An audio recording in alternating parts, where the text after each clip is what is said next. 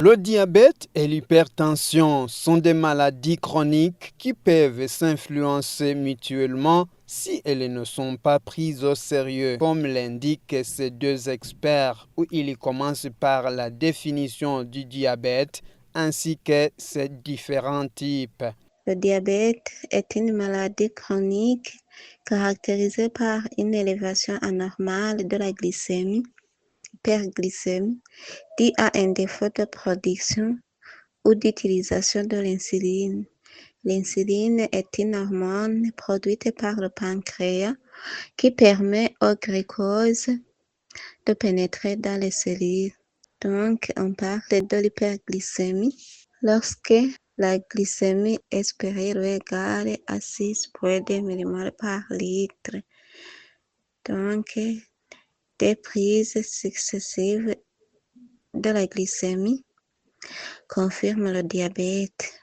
Il existe plusieurs types de diabète, mais les principaux types de diabète sont diabète de type 1 ou diabète sucrine insulino-dépendant.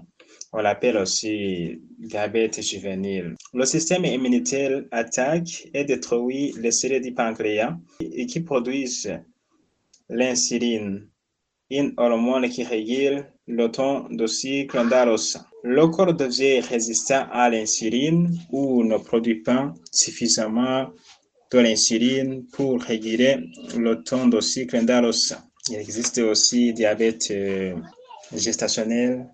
Ce type de diabète, c'est un type de diabète qui se développe pendant la grossesse.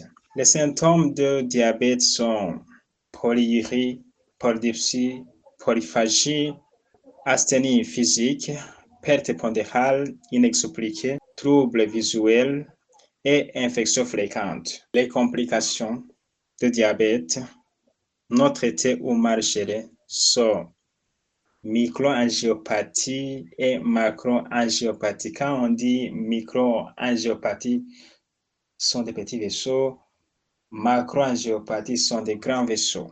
À ce moment, nous voyons des problèmes cardiaques, lésions nerveuses, problèmes rénaux, troubles visuels et problèmes de pied appelés aussi pieds diabétiques. Les signes cliniques sont soif intense, polydipsie, urine fréquente ou polyurie, faim excessif ou polyphagie, fatigue, amaigrissement, infections fréquentes, surtout les infections urinaires ou infections cutanées. Cicatrisation lente, cause les plus élémentaires du diabète. Nous allons commencer par le diabète type 1. Le diabète type 1 est une maladie auto-immune. Donc, il y a une destruction des cellules bêta du pancréas, ce qui constitue le défaut de production de l'insuline. Dans ce cas, la cause est auto-immune ou génétique, donc pas de cause compensée. Diabète type 2, c'est la résistance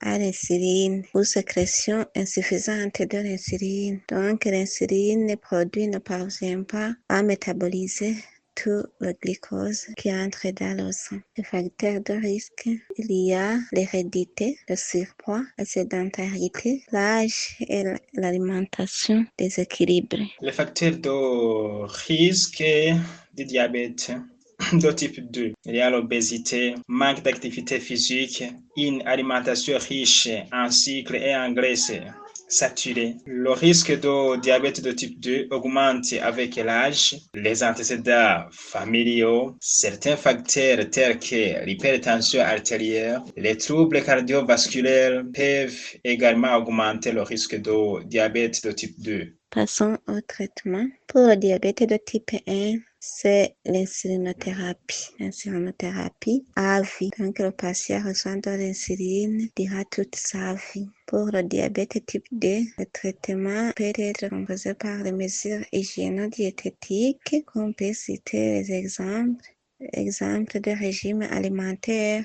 Donc, le plat d'un patient diabétique doit contenir de la moitié des légumes.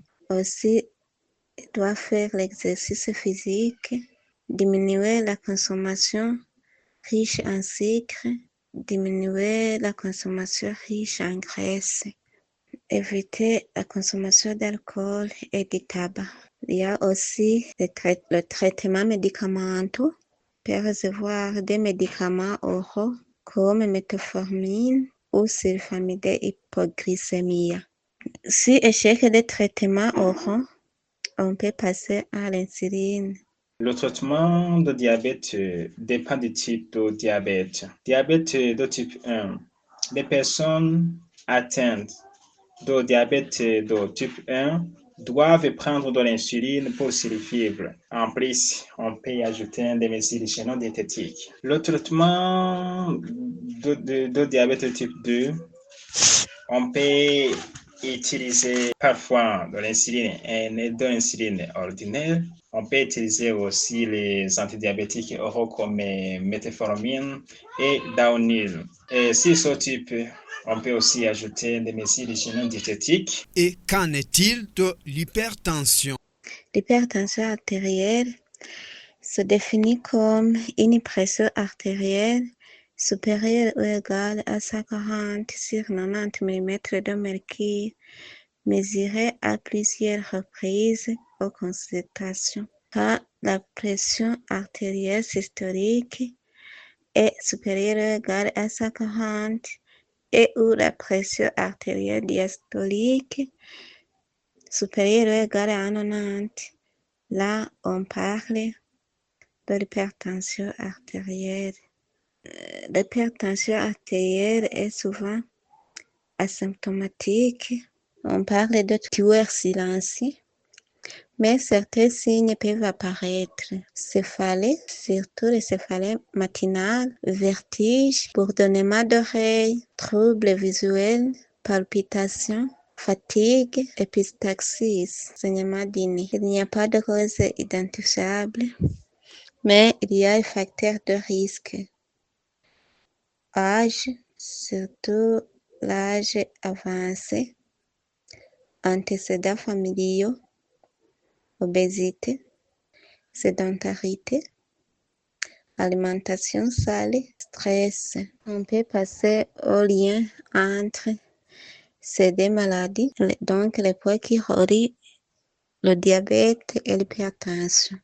Premièrement, tous sont des maladies chroniques fréquentes dans le monde. Les deux sont très répandus dans le monde, surtout chez les adultes. Tous sont souvent asymptomatiques au début, donc le diagnostic est parfois tardif. Deuxièmement, pour les facteurs de risque, il y a les facteurs communs comme le surpoids, obésité, sédentarité, alimentation déséquilibrée, trop salé, trop sucré, riche en graisse, le stress chronique, âge avancé, antécédents familiaux, tabac et alcool. Toutes ces maladies nécessitent un suivi à vie. Donc, tous sont incurables. Diabète nécessite un suivi à vie, donc traitement à vie. Donc, surveillance régulière de la glycémie ou de la tension. Observance thérapeutique est essentielle pour les deux maladies. Et autosurveillance, surtout pour ces deux maladies, on recommande une autosurveillance du patient pour minimiser les complications. Aussi pour la prévention, il y a des points communs comme activité physique régulière, régime alimentaire adapté, pauvre en sel, sucre, graisse saturée, contrôle du poids, arrêt du tabac, sensibilisation du patient. Ces deux conditions sont souvent associées et peuvent s'influencer mutuellement. L'hypertension est souvent associée à la résistance à l'insuline et un état dans lequel les cellules du corps ne répondent pas correctement à l'insuline. Cela peut contribuer au développement du diabète de type 2.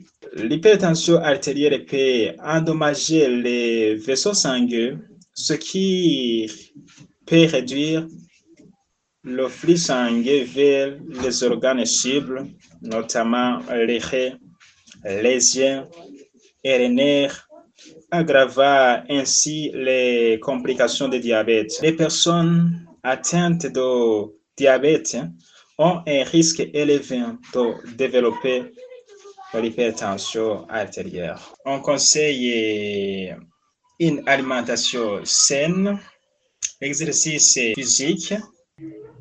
Donc, activité physique régulière supérieure égale à 30 minutes par jour. Alimentation saine, pauvre en sucre et graisse. Contrôle du poids. Réduction du stress. Arrêt du tabac. Dépistage sur les sujets à risque. Un conseil que je peux donner aux Burundais en ce qui concerne ces deux maladies est que pour ceux qui n'ont pas encore attrapé ces maladies, de suivre les conseils de prévention, de suivre les moyens de prévention, car vaut mieux prévenir que guérir.